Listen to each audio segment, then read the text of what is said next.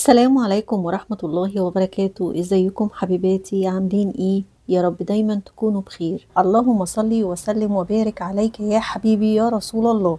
فيديو النهاردة فيه حاجات كتير مختلفة. في الفيديو هشارك معاكم موضوع كان المفروض اعمله من سنتين، بس الحمد لله جاء وقته، فقلت لازم اشاركه معاكم النهاردة. هشارك معاكم اول خطواته وتفاصيله، هتكون معانا في الفيديوهات اللي جاية خطوة بخطوة. كمان هجاوب على شوية اسئلة وتعليقات منكم، وهنناقش مع بعض اقتراحاتكم لبعض حلول مشاكل عند اخواتنا. وكمان في ميزانية مطلوبة مني، ان شاء الله ربنا يوفقني واحللها مشكلة الميزانية بتاعتها. وطبعا ما ينفعش يعدي اليوم من غير اكلة مصرية كده، ونحضر فطار مع بعض، فطار مصري اصيل وغدا سريع كده، لان هننزل زي ما قلت لكم نعمل اول خطوات الحاجة اللي متأجلة. فجهزوا كده الشاي واضغطوا اللايك ويلا نبدأ الفيديو مع بعض. ولأول مرة تشوفيني، أنا أختك فوزية، ودي قناتي يوميات ونصايح فوزية. نوريني باشتراكك من الزرار اللي تحت الفيديو، وفعلي الجرس علشان كل حاجة بنزلها توصلك. سعيدة جدا بكل تعليقاتكم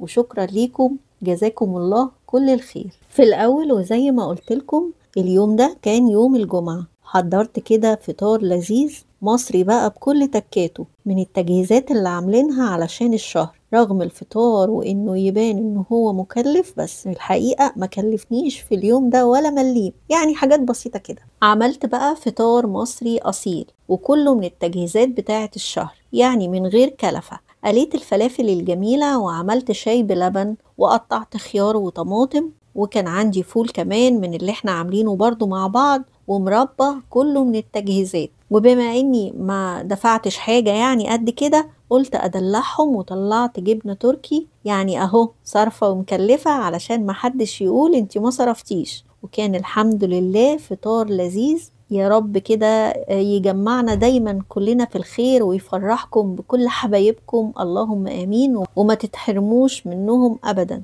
وبعد كده طلعت لحمة وتبلتها، هعملها معاكم بطريقة سهلة قوي. واحنا بنفضي الغسالة، تعالوا كده علشان من الفيديو اللي فات حبيبتي اللي سألتني ليه حطيتي جزء من الكيس جوه المنظم بتاع الدقيق لما فضيت كيس دقيق الشوفان. بصي، انا ساعتها ما كانش عندي لزق، بس انا لما بفضي الحاجات دي باجي على العبوة او على المنظم، وبحط كمان اسم الحاجة، لأن مش أنا لوحدي اللي بستخدم الحاجات دي في المطبخ. يعني أنا عندي بنتي ما شاء الله كبيرة، ممكن تدخل هي تعمل لنا أي صنف كده فتستخدم الحاجة. كمان بقص تاريخ الصلاحية، تاريخ الانتهاء يعني بتاع الصلاحية بتاع الحاجة. وبرضو أحيانا بلزقه على المنظمات لو كانت الحاجة عارفة إن هي ممكن تتركن عندي، علشان وانا براجع الحاجات اللي عندي ابقى عارفة دي باظت، دي انتهت صلاحيتها وكده. فدي فكرة برضو ممكن تعمليها. وبما ان ما كانش عندي لزق، حطيتها كده، وقلت لما اجي افتح العلبة ابقى اشوف اللزق يعني والزقها بسولوتيب، باي حاجة عندك ممكن تلزقيها. زي ما شفتوا معايا كده، لما طلعت البصل علشان احمره قبل ما احط عليه الصلصة، الاول سخنت الكسرولة كويس، وقبل ما احط فيها الزيت او السمنة او ايا كان، حطيت قطعة البصل اللي انا هستخدمها. علشان القطعة دي لو انا حطيت السمنة الاول، اول ما احط عليها البصل المفرز هيطشطش كده ويطلع في وشي النقط اللي بتتناثر دي. اولا بتبهدل البوتاجاز، كمان بتطلع كده زي نقط كده ممكن تيجي على الايد وتلسعها. فانا علشان اتفادى الموضوع ده بعمل الحركة دي. بالنسبة بقى للحمة، انا هجيب كده طاسة على النار، نزلت فيها شوية زيت زيتون، وهحط لها كمان معلقة سمنة، ولما تسخن قوي هنزل بشرايح اللحمة. دي شرايح لحمة بجيبها من عند الجزار. الكمية اللي انا هعملها معاكم دي 300 جرام بالظبط. تبلتها ببصل ناعم مفروم وملح وفلفل اسمر. الشرايح دي بشتريها من عند الجزار، بتكون بقوله عايزة لحمة شوي، فهو مثلا بيقطع الكيلو كله بالشكل ده. انا زي ما انتوا عارفين دايما بقسم اللحمة بتاعتي 300 300 350، يعني الكيلو بقسمه على 3 اكياس. ممكن كمان اشيل جزء ال50 جرام دول واركنهم واجمعهم بقى ينفعوا في حاجة تانية، بس في الغالب ساعات بسيبه، يعني بسيب كيس اكبر شوية. المهم دول بيعملوا بالظبط ال 300 جرام زي ما انتوا شايفين كده بالظبط، عاملين 3 شرايح. هحطهم كده واشوحهم على الجنبين. ما بياخدوش حاجة على النار ولا وقت وبيستووا على طول. لو كانت اللحمة بتشد شوية، ولو انها في الغالب يعني ما بتشدش، بزود لها بس فنجان مية، فنجان قهوة بجد. بحطه مية وبيكون يعني ربع كوباية صغيرة قوي. اللحمة بالشكل ده ما بتاخدش اي وقت ولا اي سوى على النار، وبيكون طعمها حلو قوي ومتبلة. لو عايزة تديها طعم الشوي ممكن تولعي فحمة وتحطي عليهم شوية زيت وتكتمي الدخان، بس أنا الحقيقة مش بحب أعمل كده. سلقت شوية مكرونة وكان ده الغدا، مكرونة بالصلصة. اللحمة زي ما انتوا شايفين كده.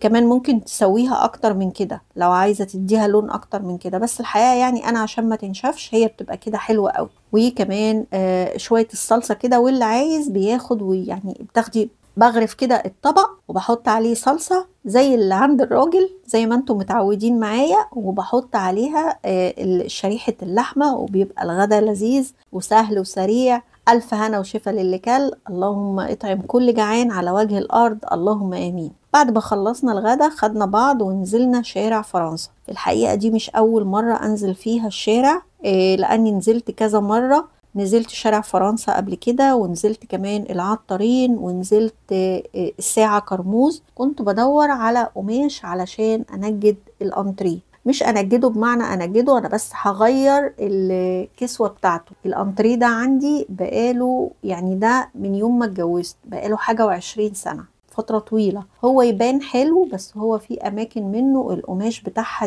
داب ومبقاش نافع ان انا اخيطه تاني مكان ما داب واتقطع. فيعني آن الاوان ان انا اغير القماش. في الحقيقة احنا كان المفروض يعني ده كان طلب زوجي الله يرحمه، كان قايل لي عايزين نجدد بقى الانتريه، بس ما اسعفناش الوقت ان احنا نعمل الحكاية دي مع بعض، فالموضوع اتأجل واتركن لحد ما جاء اوانه. فالمهم لما نزلت طبعا احترت جدا. الاسعار غالية قوي الصراحة. القماش كمان حاجات كتير قوي، وتمسكي نفس الخامة وما تبقيش فاهمة، وكله مثلا كتان، كله شانيليا، كله قطيفة، فعارفة بتتلخبطي جدا. لازم تكوني فاهمة قوي وتكوني عارفة يعني انت عايزة ايه، بيكون احسن كتير، لانهم كمان بيبقوا غاويين فصال، وانا الصراحة ما بحبش الفصال، ومهما فصلت بحس ان انا اتضحك عليا. لما البياع بيوافق على السعر اللي انا بقوله لما اجي فاصل بحس ان انا كده فعلا اتضحك عليا، لان هو وافق، فمعنى كده ان كان ممكن ينزل السعر اكتر من كده. المهم يعني احسن مكان صراحة ارتحت في اني اشتري منه كان المكان اللي انا صورته لكم ده. اشتريت طبعا القماش، كان عنده ستاير وعنده مفروشات، عنده حاجات حلوة قوي. بس الحقيقة أنا ما كنتش يعني بسأل على أسعار القماش الستاير، لأن بصراحة أنا كنت متلخبطة من كتر أسعار القماش بتاع التنجيد، فما بالكوا بقى بأسعار كمان أدخل نفسي في مواويل الستاير. قلت لا، كده كده أنا ناوية إن شاء الله أشتري ستارة يعني، بس قلت لما أشتريها لما يعني يجي الأوان أبقى أسأل. حذروا بقى أنا اشتريت لون إيه، هو يمكن يكون بان شوية في الكيسة وأنا بشيلها، بس يعني إيه، حذروا برضو، اكتبوا لي في التعليقات. هشارك معاكم خطوة بخطوة انا عملت ايه، وهصور معاكم كل حاجة اول باول. إيه كمان لما روحت بقى بصراحة عايزة اقول لكم ان انا جايبة لون فاتح، فحسيت كده ان انا يعني لا ده غلط، والمفروض ما كنتش اجيب لون فاتح، لان الانتريه عندي اصلا لونه غامق قوي، بس الولاد هم اللي قالوا لي اشتري اللون الفاتح يعني وكده. فبقيت محتارة، بس المهم حبيت اخرج من الحيرة دي، فدخلت المطبخ قلت اعمل اي حاجة. لقيت عندي الفلفل الاحمر ده، فحطيته في القلاية من 5 ل10 دقايق كده، خد اللون بتاع الشوي الحلو ده. طلعته قشرته لما برد شوية، وبعدين ضربته في الكبة، وما حطيتش عليه اي حاجة، ما حطيتش عليه اي توابل ولا اي حاجة، حطيته بس في البرطمان، وحطيت على وشه شوية زيت زيتون. ولما ده بقى ينفع في ايه، علشان حبايبي اللي بيسألوني، ينفع معاكي في كل التتبيلات بتاعه الفراخ بقى، لو هتعملي تتبيلات فراخ مشوية، او في السلطات، او مخلل البدنجان، او حتى ممكن يتحط كده جنب الاكل، بس ساعتها بقى ممكن تحطي له شويه ملح وترشي عليه شويه كمون، هيبقى طعمه حلو قوي. تعالوا بقى، عايزه اتكلم معاكم في موضوعين يعني تعليقين كده جولي بصراحه، وعايزه رايكم فيهم وتقولوا لي انا رايي صح ولا غلط. من ضمن التعليقات كان في تعليقين لاختين معانا في القناه عندهم مشكلات في الميزانيه بتاعتهم. اول واحده بتقول ان جوزها بيديها مصروف يعني مش كتير، بس بيطلب طلبات كتير قوي، وكمان بتتفاجئ انه بيشتري حاجات بالآجل، ولما بتيجي تحاسب بتتفاجئ بالفواتير وبأسعارها. ولما بتكلمه بيقول ماليش دعوة، أنا اديتك المصروف كامل أول الشهر. بصي أنا شايفة إن راجل زي ده ما تتحمليش المسؤولية. مادام هو بيقول أنا ماليش دعوة، انت اديله المصروف، مش لازم تحوشي، انت كده كده بتطلعي مديونة وأكيد بتصرفي من معاكي، ده لو ليكي دخل يعني. انت ممكن تديله هو المصروف وتقولي له اتفضل اتصرف انت، واللي هتجيبه انا هعمله وربنا يعينك ويصبرك. اما اختنا التانية فبتقول ممكن تعملي ميزانية 4000 جنيه، 4 افراد كبار، بس صاحب البيت عاوز لحمة بلدي وفراخ بلدي وسمك، وملوش في اللحمة المفرومة خالص، عاوز في الوجبة قطعتين لحمة، والفراخ البلدي في الوجبة ربع فرخة، ده غير الفطار والتخزين والمنظفات. انا عندي تموين، بالله عليكي لو تعرفي تعملي ميزانية عشان قبل الشهر ما يخلص الفلوس بتخلص، اعمل ايه؟ بصي انا هحاول معاكي وربنا يعينك. هفترض ان زوجك بيحب لما ياكل لحوم تكون كتير وتملى العيد، تمام، بس أكيد كمان عنده استعداد يعدي أيام تانية من غير لحوم خالص، وهنا أنا بفترض فيه حسن النية، فمعلش هتيجي على نفسك شوية. أولا احنا من ال4000 جنيه دول هنخصص ليه مبلغ لوحده، يعني هتطلعي على جنب كده 700 جنيه، وهقولك هتعملي بيهم ايه. هتجيبي ب400 جنيه كيلو لحمة بلدي وهتقسميه على 6 مرات، ده هيكون ليه هو لوحده كل مرة قطعتين. وهتطلعي كمان 200 جنيه تجيبي فرخة بلدي كده كيلو 800 جرام، برضه هتقسميها له على 4 أكلات. وهتجيبي ب100 جنيه كيلو سمك بولتي حلو كده، السمكة كده حلوة يعني، السمكة توزن ربع كيلو، هتقسميها له على 4 أكلات، ده هيبقى أكله لوحده. كده هيعمل معاكي 14 يوم في الشهر، هتقسميهم بقى يوم لحوم أو فراخ أو سمك، واليوم التاني هتمشيها أرداح. هيتفضل معاكي من المصروف 3300 جنيه. دول بقى هنوزعهم ازاي؟ هتاخدي 1000 جنيه، وده هيكون اللحوم والفراخ ليكي ولأولادك. هتجيبي مثلا فرختين او تجيبي ب300 جنيه صدور، يعني الصدور بتفرط كتير وبتقسم عدد وجبات ممكن تتصرفي فيها اكتر من ان الفرختين يكونوا محدودين مثلا. وهتجيبي كيلو لحمة مفروم، او هتجيبي كيلو لحمة نص مفروم والنص التاني قطع، برضو علشان ما تحسسيش الولاد بالحرمان. وكمان هتجيبي تخلي ب300 جنيه سمك، يعني على اساس ان كل اسبوع مثلا ب75 جنيه اكلة سمك كده حلوة. طبعا في الايام اللي هتعملي له فيها لحوم هتعملي برضو لاولادك، بس من الحاجات التانية اللي على قدكم، والاكلات بقى اللي هي يعني الشباب بيحبوها، الشاورما. طبعا الشاورما بقى بنزودها بصل وفلفل وطماطم، فبتديكي كمية. هتعملي لهم بانيه، بتقطعي شرايح رفيعة كده وبتدي برضو عدد، لو كل واحد خد شريحة حلوة يعني ايه. هتتصرفي بقى وتبدعي شيش طاووق، حاجات كفتة فراخ، كفتة رز. المهم ان انتي هتبدعي بالمبلغ اللي انا بقولك عليه دوت، ليكي انتي ولاولادك، مالكيش دعوه بقى بيه وباكله هو، يعني معلش هتيجي على نفسك وهتبقي بتعملي ليكي ولاولادك وليه على جنب. وهتاخدي 1000 جنيه تانيين هتعمليهم خزين للبيت والمنظفات. هتجيبي 5 كيلو رز حطالك 150 جنيه، هتجيبي مكرونه 100 جنيه، هتجيبي سمنه 200 جنيه. معلش ممكن تستخدمي مثلا سمنه مش طبيعي، ممكن تجيبي جزء طبيعي على جزء من اللي هي السمنه الصناعي، وانت بتقولي ان انت عندك تموين اصلا، فعندك الزيت وعندك السكر. وهتجيبي ب100 جنيه بقوليات علشان طبعا تجهيزات الفطار، الفول المدشوش والفول للتدميس. هتجيبي شوية لوبيا ينفعوا معاكي برضو، شوية فاصوليا لو بتحبوها، شوية عدس لأنه هينفعك جدا والشتاء داخل علينا. فهتنوعي ربع ربع ربع ربع، هيكفي معاكي الشهر، هيفضل معاكي 150 جنيه. دي بقى حاجات متنوعة لأن أنا طبعا معرفش انتوا بتحبوا ايه وما بتحبوش ايه.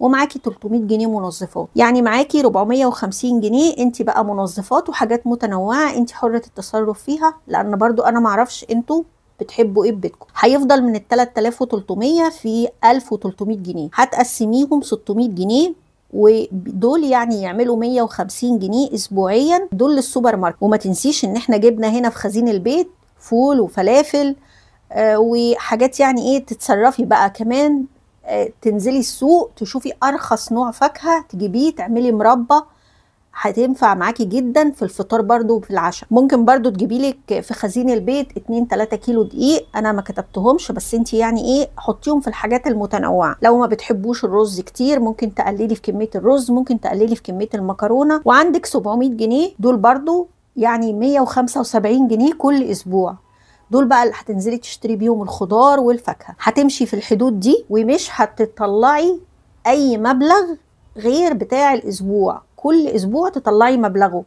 ما تحاوليش تسيبي الفلوس كلها على بعضها، انت هتطلعي المبلغ ال 150 جنيه للسوبر ماركت وال 175 جنيه للخضار والفاكهه، وما تصرفيش غيرهم علشان يفضل معاكي الحمد لله يعني ايه فلوس لحد اخر الشهر. طبعا انت بتقولي ان انتوا كبار في السن، فلو اي حد فيهم من الولاد معترض على الاكل او على الحياه او على حاجه ناقصاه ممكن يحاول يشتغل ويساعد نفسه. يعني انا حاولت اجتهد وحاولت افنط لك الميزانيه.